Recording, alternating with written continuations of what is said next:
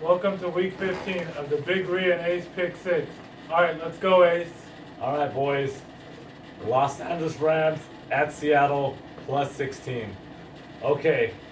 Yes, the Rams got whooped last week 42-14. They were down 42-0 at one point. Seattle was coming off a thrashing at Lambeau last week. Everybody's expecting that Rams are going to get blown out again. They just fired Jeff Fisher.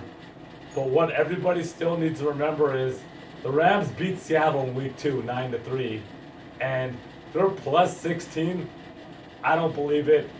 You know, Seattle's only put up over 31 points twice all season. And so I don't feel like they're going to put up that much points. They'll probably win the game. But Jared Goff, I see he's going to have a big game, 3+ TDs. I see a big game from Todd Gurley. Rams will cover plus 16. Take the Rams. Then we got Cleveland at Buffalo. Buffalo is out of the playoffs, out of the wild card. I mean, technically they might still be in the wild card, but they're not making the playoffs, not making the wild card.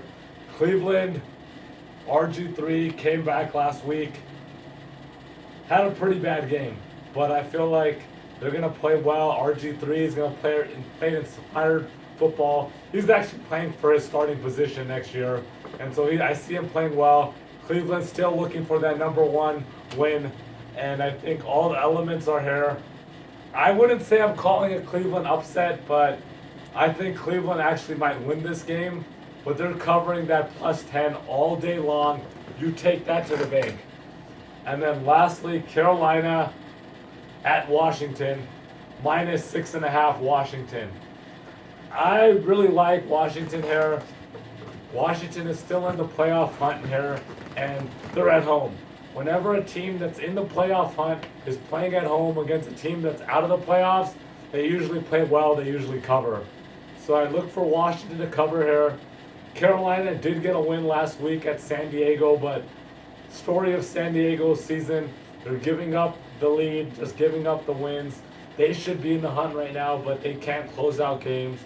And bottom line is Carolina is giving up an average of 33 points on the road this season. So they're going to give up points. Jonathan Stewart's not playing well at all this season. I don't see him being the starting running back next season. And Cam, he's not rushing anymore. I don't know if he's scared of getting hits, whatnot, but he's not rushing the ball like he did the last few seasons. And that's really affecting the overall offense for Carolina. They got no offense there, so I look for Washington minus 6.5. Reed, let's go. Alright, I'm going to give my top 3 picks from 3 to 1, which I'm confident in. First game we got is the Raiders at the Chargers. The current line is minus 3. Both teams coming off road losses. I mean, the Raiders is a clear better team here. I mean, the Chargers just can't catch a break. Another injury, 2 injuries. Brandon Flowers going out for the season, and Melvin Gordon going down. He's day-to-day, but they do say he is out this week. I think this might be a trap game, but I'm going with the Raiders minus 3 here.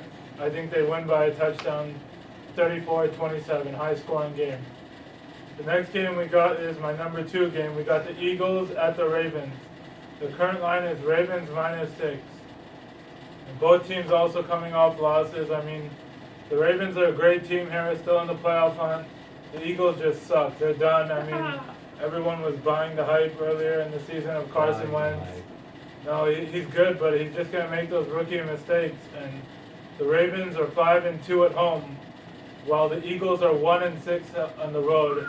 And that one team they beat is the Chicago Bears. And nothing else really needs to be said. I'm taking the Ravens minus 6. They win by 10, 30-20. And the one I'm most confident in, the last one we got, the 49ers traveling to Atlanta versus the Falcons. The current line is Atlanta minus 13.5. I mean, the spread is really high here, but 49ers are just awful. They haven't won a game. They can't win. I think Atlanta wins by 2 touchdowns. And that's the one I'm most confident in. Peace out, guys. Peace.